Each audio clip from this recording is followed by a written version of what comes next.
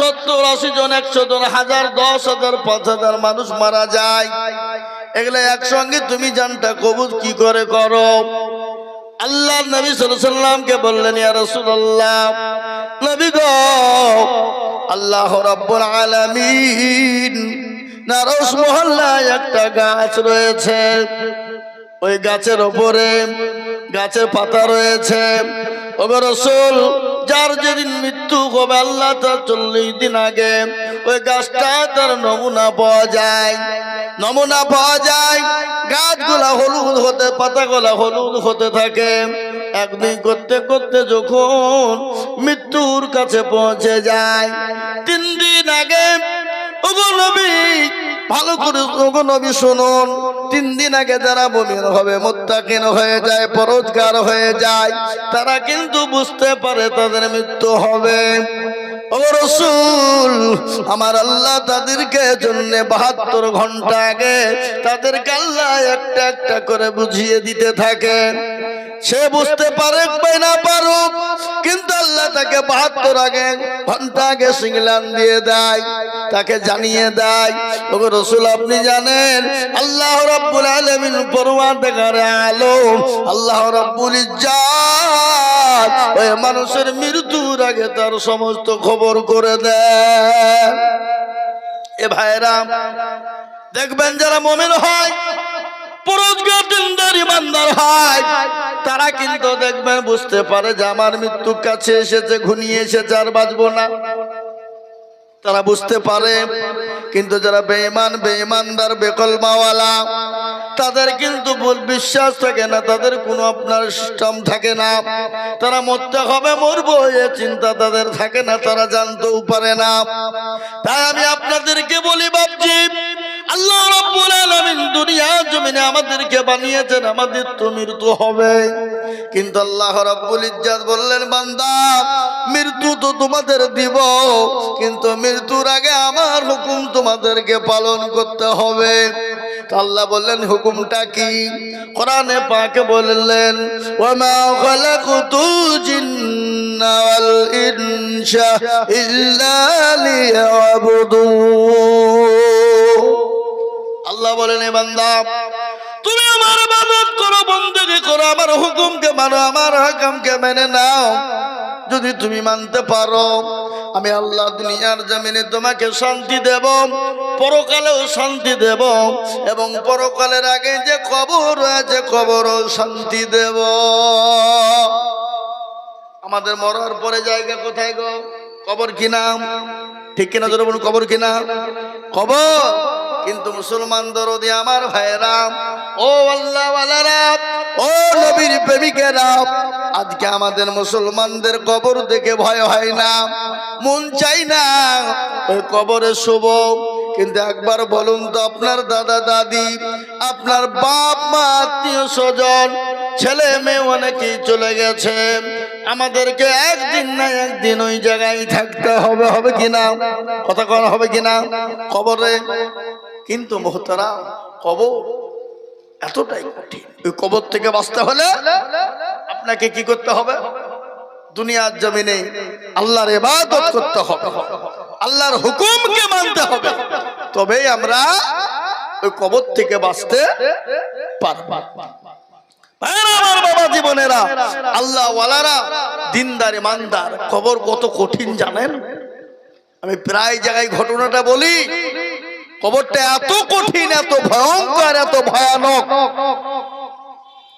আল্লাহর নবী, বিশ্ব নবী জনাবে মুহাম্মদুর রাসূলুল্লাহ সাল্লাল্লাহু তাআলা আলাইহি ওয়াসাল্লাম, নবী করিম সাল্লাল্লাহু আলাইহি ওয়াসাল্লাম মা হযরতে খাদিজা রাদিয়াল্লাহু তাআলা আনহার উরুর উপর মাথা দিয়ে তিনি শোয়া।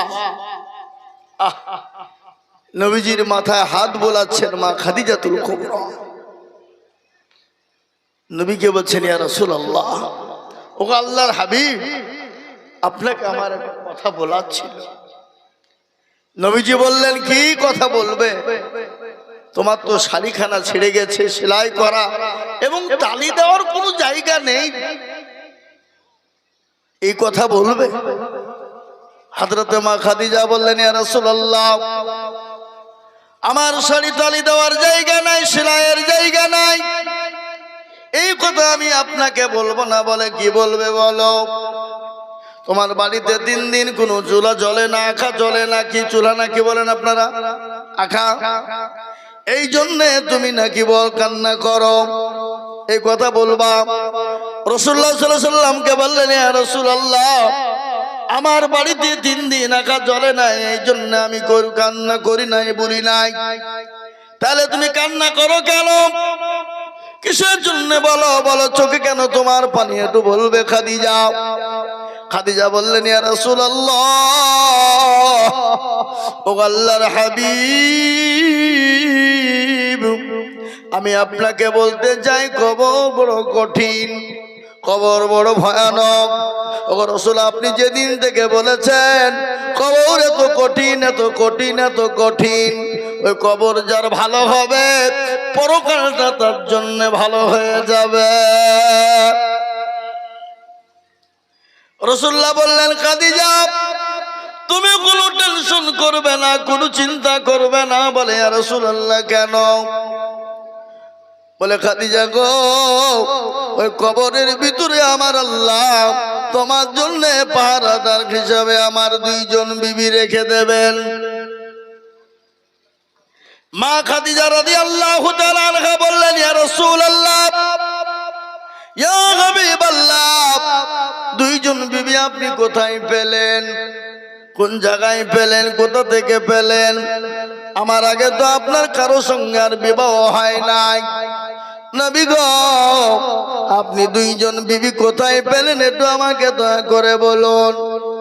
রাসূলুল্লাহ বললেন, খাদিজা তুমি কোনো টেনশন করো না, আমার আল্লাহ রাব্বুল আলামিন জান্নাতের ভিতরে 2 জন বিবির সঙ্গে আমার বিবাহ দেবে। ওই 2 জন বিবি তোমার সঙ্গে পাহারাদার হয়ে যাবে। আল্লাহ নবীকে বললেন, ইয়া রাসূলুল্লাহ, ওই 2 জন বিবিকে একটু দয়া করে বলুন। নবীজি বললেন, খাদিজা 1 নম্বর হলো হযরতে আসিয়া, 1 নম্বর মা হযরতে আসিয়া, ফেরাউনের বিবি। আচ্ছা বলুন তো, ফেরাউনের বিবি জান্নাতের ভিতরে কি করে হলো? আপনাদের সকলের জানা আছে, ফেরাউন দুনিয়ার জমিনে রাজত্ব করেছিল, নিজেকে খোদাই দাবি করেছিল, দুনিয়ার জমিনে নিজেকে বলেছিল আমি সবের মালিক। আল্লাহ রাব্বুল আলামিন ওই ফেরাউনকে নীল নদীর ভিতরে ডুবিয়ে মেরেছে। মেরেছে কিনা জোরে বলুন? মারে নাই? নীল নদে ডুবিয়ে মেরে দিয়েছে। ফেরাউনের বিবি আসিয়া, ফেরাউনকে সবাই কিন্তু খোদা বলে মেনে নিয়েছিল, কিন্তু তার বিবি আসিয়া মানে নাই।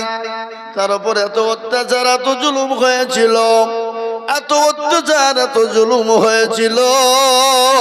মা খাদিজা, মা আসিয়া রাদিয়াল্লাহু তাআলা আনহাকে মরুভূমির উত্তপ্ত গরম বালিতে ফেলে দিয়ে বলা হয়েছিল, যতক্ষণ পর্যন্ত আমাকে না মানবে ততক্ষণ পর্যন্ত মারতে থাকো। এত মার মারা হয়েছিল, মা আসিয়া রাদিয়াল্লাহু তাআলা আনহার গোটা শরীরটা কত বিক্ষত হয়েছিল।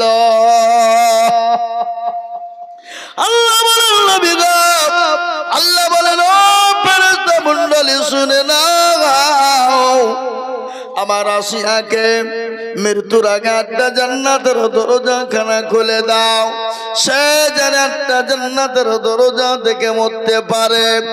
আল্লাহ নবী বলেন, খাদিজা ওই আসিয়ার সঙ্গে কিয়ামতের দিন আমার আল্লাহ আমার সঙ্গে জান্নাতে বিবাহ দেবে। 2 নম্বর, বিশ্ব নবী সাল্লাল্লাহু আলাইহি ওয়াসাল্লাম বললেন, ও খাদিজা শুনে নাও, আমার 2 নম্বর বিবি কে হবে? হযরত ঈসা রুহুল্লাহ আলাইহিস সালামের আম্মা জান, যে পুত্র পবিত্র, যার নাম হলো মারিয়াম আলাইহিস সালাম। মা খাদিজার কান্না বন্ধ হলো না। বিশ্ব নবীকে বললেন, ইয়া রাসূলুল্লাহ, নবী গো একটু বলুন, আমি আপনার কাছে তিনটি জিনিসের আবেদন করব। ও রাসূল, আপনি বলুন দিবেন কি না? রাসূলুল্লাহ বললেন, খাদিজা, দেওয়ার মতন হলো অবশ্যই, তোমাকে কেন দেব না? তুমি আমার বিবি খাদিজা, তুমি আমার জন্য জীবন দিতে প্রস্তুত। এমনকি মক্কার জমিনে তুমি তো বড় ধনট্ট নারী ছিলে, বড় পয়সাওয়ালা ছিলে। মক্কার জমিনে আমি নবী যখন, আমাকে কেউ নবী বলে মানে নাই, কেউ যখন নবী বলে কাছে টেনে নাই, কেউ যখন আমাকে রাসূল বলে বুকে টেনে নাই না। ও খাদিজা, সর্বপ্রথম তুমি আমাকে চতুর্দিক দিয়ে হেফাজত করে আমাকে বুকে টেনে নিয়েছিলে খাদিজা। খালি ওটাই নয়, 40 মণ স্বর্ণ আমার হাতে তুমি তুলে দিয়েছিলে। কোনদিন জিজ্ঞাসা করনি রাসূল, এই 40 মণ স্বর্ণ কোথায় খরচ করলেন? ওগো খাদিজা, বলো তুমি কি চাও? কি তিনটে জিনিস তুমি চাও বলো? বলে, ইয়া রাসূলুল্লাহ, আমি যখন মারা যাব, কিন্তু ভালো করে আর একটু শুনি, মা খাদিজাতুল কুবরা যে রব্বুল আলামিন আমার নবীজির বিবি মা খাদিজা রাদিয়াল্লাহু তাআলা আনহার জন্য কবরে পাহারাদার দেবে বলেছেন 2 জন। তারপরও চোখের পানি থামে নাই। খালি এটাই নাই, আল্লাহ নবী সাল্লাল্লাহু আলাইহি ওয়াসাল্লাম যেখানে জাবালে নূর যে পাহাড়, সে পাহাড়ের উপর নবীজি যখন তপ করতেন, মা খাদিজাতুল কুবরা আল্লাহ নবীর কাছে তিনি প্রতিদিন 2 বার করে যেতেন। কিছুদিন পরে আল্লাহ রাসূল সাল্লাল্লাহু আলাইহি ওয়াসাল্লামের কাছে গেলেন। আপনার হামাগুড়ি দিয়ে ওই পাহাড়ের উপরে উঠতেছে মা খাদিজা। বিশ্ব নবী, দো নবী রাহমাতাল লিল আলামিন মা খাদিজার দিকে তাকায় আর মুচকি মুচকি হাসে। মা খাদিজাতুল কুবরা পৌঁছে গেলেন, রাসূলুল্লাহকে বললেন, ইয়া রাসূলুল্লাহ, নবী গো, আমি চলতে পারি না, শরীরটা বড় অসুস্থ। রাসূল, আমি বুড়ো হয়ে গেছি, আর চলতে পারি না, শরীরটা বড় খারাপ। আল্লাহ নবী বললেন, মা খাদিজার দিকে তাকায় আর মুচকি মুচকি হেসে যায়। মা খাদিজা বলেন, ইয়া রাসূলুল্লাহ, আপনি আমাকে দেখে মুচকি মুচকি হাসেন গো নবী। রাসূলুল্লাহ বলেন, খাদিজা, আমি এর জন্য হাসি নাই। বলে, কেন আপনি হাসলেন? বলে, খাদিজা, তুমি আসার আগে তোমার উপর আমার আল্লাহ এত খুশি এত আনন্দ হয়েছে।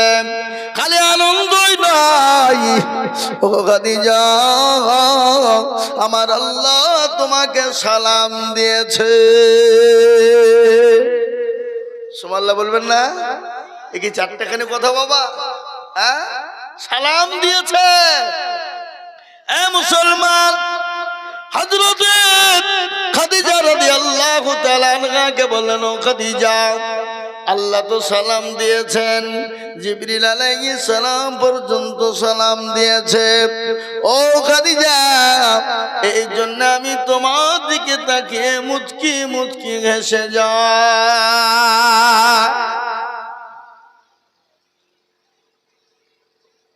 মা খাদিজা বললেন, ইয়া রাসূলুল্লাহ, আমি তো উত্তর কেন কি করে, আল্লাহর সালামের উত্তর আমি কি করে যে দেব, আমি তো জানি না। নবী গো, আপনি দয়া করে আপনি সালামের উত্তর টুকুন দিয়ে দেবে। চিন্তা করা যায়? বলুন তো, যে খাদিজা রাদিয়াল্লাহু তাআলা আনহাকে আল্লাহ সালাম দেয়, যে খাদিজা খাদিজা রাদিয়াল্লাহু তাআলা আনহার জন্য কবরে দুইজন বিবিকে নবীজির আপনার পাহারাদার রেখে দেওয়া হবে। সেই মহিলা, সে ভাগ্যবতী নারী, ওই কবর দেখে যদি বড় ভয় পায়, ওগো মুসলমান বলুন আমাদের জন্য কি কবরে জায়গা হবে? হবে? জায়গা হবে? তারা এত ভাগ্যবতী নারী, তারা যদি জায়গা আপনার মধ্যে ভয় পায় কবরের জন্য, আমরা কবরে আমাদের জায়গা হবে বলে মনে হয় না বাপ। আহা, বড় কঠিন কবর জায়গা। মা খাদিজা বলছেন, ইয়া রাসূলুল্লাহ, কবর বড় কঠিন। যদি আমি খাদিজা জাহান্নামে যাই, সাথী বান্ধবী বহুত পাবো। যদি জান্নাতে যাই বান্ধবী সাথী বন্ধু মেলা পাবো। কিন্তু কবর এমন একটা জায়গা যেখানে বান্ধবী নাই, বন্ধু নাই, সাথী নাই, যেখানে লাইট নাই, যেখানে কোন রকমের বিছানা নাই, কোন রকমের কিচ্ছু নাই। আচ্ছা বলুন তো, পৃথিবীর জায়গা যেখানে যাবেন সেখানে কাউকে না কাউকে পাবেন, কিন্তু কবর এমন একটা জায়গা যেখানে কাউকে পাওয়া যাবে নাকি? কথা বলেন না কেন? কথা পাওয়া যাবে? কাউকে পাওয়া যাবে না, কাউকে আপনার পাওয়া যাবে না, কেউ আপনার সঙ্গের সাথী কবর হবে না, কেউ আপনার জন্য কবরে জায়গা হবে না। এ মুসলমান, আল্লাহর নবী সাল্লাল্লাহু আলাইহি ওয়াসাল্লামের বিবি মা খাদিজা বললেন, ইয়া রাসূলুল্লাহ, নবী গো, আপনি দয়া করে আমার তিনটে আবেদন রাখবেন। প্যারা নবী সাল্লাল্লাহু আলাইহি ওয়াসাল্লাম বললেন, খাদিজা বলো কি তিনটে কথা? বলে, এক নম্বর, ইয়া রাসূলুল্লাহ, আমি যখন মারা যাব, আমাকে যখন দাফন কাফন করবেন, দয়া করে মেহেরবানি করে আপনার জুব্বা মোবারক দিয়ে দাফন করবেন। রাসূলুল্লাহ বললেন, খাদিজা তুমি এত দিলে, ইসলামের জন্য সব বিলিয়ে দিলে, আমি যদি পুরনো জুব্বা দিয়ে তোমার কাফন বানিয়ে দিই, লোকে কি ভাববে, মানুষ কি বলবে? কি দয়ার নবী, কি বিশ্ব নবী, কি মায়ার নবী, তিনি তো রাহমাতাল লিল আলামিন। জোরে বলুন ঠিক কিনা? কোরআন আল্লাহ বলেছেন, ওয়া মা আরসালনাকা ইল্লা রাহমাতাল লিল আলামিন। তিনি তো দয়ার নবী, মায়ার নবী, তিনি তো রাহমাতাল লিল আলামিন। এ মুসলমান দরদি, আল্লাহওয়ালা, আমার নবীর ব্যবহার, আমার নবীর চরিত্র আখলাক এত ভালো, আল্লাহ তার কোরআনে প্রমাণ করে দিয়ে বলেছেন, ইন্নাকা লাআলা খুলুকিল আযীম। আযীম মানে বড়। আমার নবীর চরিত্র আখলাক এত বড়, এত ভালো। এ মুসলমান দরদি, আমার আল্লাহওয়ালারা, বিশ্ব নবী, তিনি তো মায়ার নবী, তিনি তো দয়ার নবী। গজল আছে না গো? আল্লাহর নবী, মায়ার নবী গো, আপনি নবী আমার জীবনের জীবন। আল্লাহর নবী, মায়ার নবী গো, আপনি নবী আমার জীবনের জীবন। আপনি আমার জীবন সাথী, অন্ধকার কবরের বাতি, আপনি হইলেন নির্দুনিয়ার ধন। আল্লাহর নবী, মায়া নবী গো, আপনি নবী আমার জীবনের জীবন। আপনি রাহমাতাল লিল আলামিন, আপনি উম্মতের জামিন, আপনি হইলেন গুনাহগার উম্মতের আপনজন। আল্লাহর নবী, মায়া নবী গো, আপনি নবী আমার জীবনের জীবন। আমার বাবা জীবনেরা, আল্লাহওয়ালা দিনওয়ালারা বিশ্ব নবী মা খাদিজাকে বললেন, ইয়া রাসূলুল্লাহ, কবরের জন্য আমি যখন যাব, দাফন কাফন করবেন, তখন আপনার জুব্বা মোবারক দিয়ে দাফনটা করে দিবেন। 1 নম্বর। 2 নম্বর বলি, ইয়া রাসূলুল্লাহ, আপনি যখন আমাকে কবরে দিবেন, আপনি আমাকে যখন মাটিতে নাম দেবেন, ইয়া রাসূলুল্লাহ, দয়া করে আপনি নিজে নামবেন। 3 নম্বর রাসূলুল্লাহকে বললেন, ইয়া রাসূলুল্লাহ, আপনি কবরে দয়া করে আপনি 3টা সওয়ালের জবাব দিয়ে দেবেন। রাসূলুল্লাহ বললেন, খাদিজা, নিজের জবাব নিজেকেই দিতে হবে কবরে, কেউ কারোর জন্য জবাব দিয়ে দেবে না। সওয়াল করবে, সওয়ালের জবাব নিজেকেই দিতে হবে।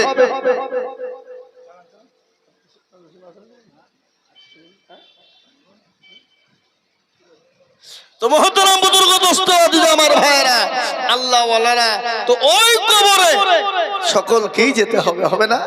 কি করে যেতে হবে না? হবে না? কেউ বলতে পারবে যে আমরা যাব না? হ্যাঁ, যখন যেতেই হবে, তাহলে কবরে কি নিয়ে যাবেন? আল্লাহ কোরআনে বলেছেন, ইন্নাল্লাযীনা আমানু ওয়া আমিলুস সালিহাত, আমলে সালিহাত, আমল ভালো হতে হবে। জি, আপনার আমল যদি সঠিক হয়ে যায়, ভালো হয়ে যায়, তাহলে আপনার জন্য কবরটাও ভালো হয়ে যাবে। এ মুসলমান আমার দরদি আমার ভাইয়েরা, আল্লাহওয়ালা দিনওয়ালা ইমানওয়ালারা, আজ আছি কাল চলে যাব, কখন আছি কখন চলে যাব, নিঃশ্বাসের বিশ্বাস নাই। আমরা মনে মনে অনেকেই ভাবি, এই আছি ওই আছি, কখন চলে যেতে হবে এই চিন্তা ভাবনা নাই।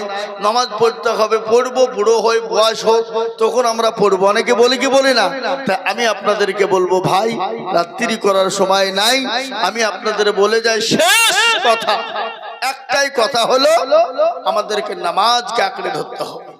নামাজ ঠিক তো সব ঠিক, আর নামাজ যদি আপনার আমার সকলের গোলমাল হয়ে যায়, তাহলে আপনার সব কিছু গোলমাল হয়ে যাবে।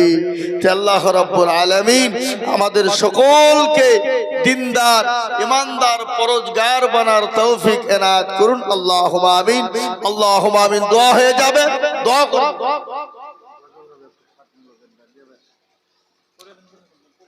জি, ইনশাআল্লাহ দোয়া হয়ে যাবে। আল্লাহ আমাদের সকলকে শোনার থেকে আমল করা তৌফিক এনায়েত করুন। আল্লাহুম্মা আমিন, আল্লাহুম্মা আমিন। আমরা সকলেই হাত তুলে দোয়া করি, আল্লাহ আমাদের সকলকে কবুল করুক। আর আমাদের অনেকের আত্মীয় স্বজন, মা বাপ, ভাই ব্রাদার চলে গেছে, বন্ধু বান্ধব চলে গেছে। জি, আমাদের অনেকের অনেক হেতাকাঙ্ক্ষী চলে গেছেন। আপনারা আমরা সকলেই তাদের জন্য দোয়া করবো ইনশাআল্লাহ। ছোট্ট করে দোয়া করব, আল্লাহুম্মা রাব্বানা যালামনা আনফুসানা ওয়া ইল্লাম তাগফির লানা ওয়া তারহামনা লানাকুনান্না মিনাল খাসিরিন। রব্বানা লা তুযিগ কুলুবানা বা'দা ইয হাদাইতানা ওয়া হাব লানা মিন লাদুনকা রাহমা ইন্নাকা আনতাল ওয়াহ্হাব। আল্লাহ, এই জলসাকে কামিয়াবি করো, ইয়া আল্লাহ, এই মজলিসকে কামিয়াবি করো। আল্লাহ, যারা এই প্রোগ্রাম দিয়েছে, সভা দিয়েছে, আল্লাহ তাদেরকে আল্লাহ হেফাজত করো। আল্লাহ তাদেরকে দিনদার, পরহেজগার, নামাজি বানাও। আল্লাহওয়ালা, দিনওয়ালা, ইমানওয়ালা, কলমাওয়ালা বানাও। আল্লাহ তাদেরকে মসজিদমুখী, দিনমুখী, ইমানমুখী বানাও। ইয়া আল্লাহ, আমাদের টোটাফাটা দোয়াকে কবুল করো। ইয়া আল্লাহ, সারা বিশ্বের মুমিন মুমিনাদেরকে হেফাজত করো, মুসলিম মুসলিমাদের হেফাজত করো। ইয়া আল্লাহ, আমাদের মাদ্রাসা, মসজিদ, মারকাজ, খানকা গুলাকে হেফাজত করো। ইয়া আল্লাহ, আমাদের দেশের আল্লাহ, আমাদের মাদ্রাসা, আমাদের মসজিদ, আমাদের গোরস্থান, আমাদের কবরস্থান, আল্লাহ ঈদগাহ, আল্লাহ আমাদের খানকা, সবগুলোকে তুমি হেফাজত করো। আয় আল্লাহ, আয় রব্বুল আলামিন, পরওয়ারদিগার আলম, আল্লাহ সবের মালিক হলো তুমি। আল্লাহ, তুমি যেটা করো পৃথিবীর কারো ক্ষমতা নাই আল্লাহ আটকে দিতে পারে। আল্লাহ, তুমি যেটা করো পৃথিবীর কারো ক্ষমতা নাই ওটা বাধা দিতে পারে। আল্লাহ, তোমার হেফাজত তুমি, দিনের হেফাজত তুমি করো। আল্লাহ, মাদ্রাসা, মসজিদ, মারকাজ, খানকাকে তুমি হেফাজত করো। আল্লাহ, মুসলমানদের যে ওয়াকফ সম্পত্তি আছে আল্লাহ, এই ওয়াকফ সম্পত্তিকে আল্লাহ দায়িত্ব, হেফাজত করার দায়িত্ব কর্তব্য আল্লাহ তোমার। আল্লাহ, তোমার কাছে হাত উঠিয়েছে, আল্লাহ হেফাজত করো। আল্লাহ, আমাদের এই জালিম অত্যাচারী সরকার থেকে আমাদেরকে হেফাজত করো। আল্লাহ, এই জালিম সরকার, অত্যাচারী সরকারের থেকে আমাদেরকে বালা মুসিবত থেকে আল্লাহ হেফাজত করো। সাল্লাল্লাহু তাআলা আলা খায়রি খালকিহি ওয়া আলিহি ওয়া সাহবিহি আজমাইন। আমিন সুম্মা আমিন। বাকি লা ইলাহা ইল্লাল্লাহ। পানির লিগে পানি হয়েছে না? হ্যাঁ, এই জন্য হাল।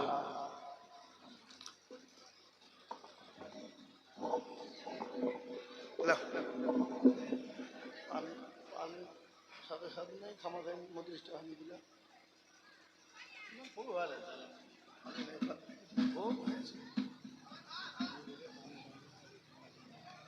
আল্লাহর রহমত তো পানি নাই কান্দি নাই কিছু নেই খামা খাই। আল্লাহ বক্তব্য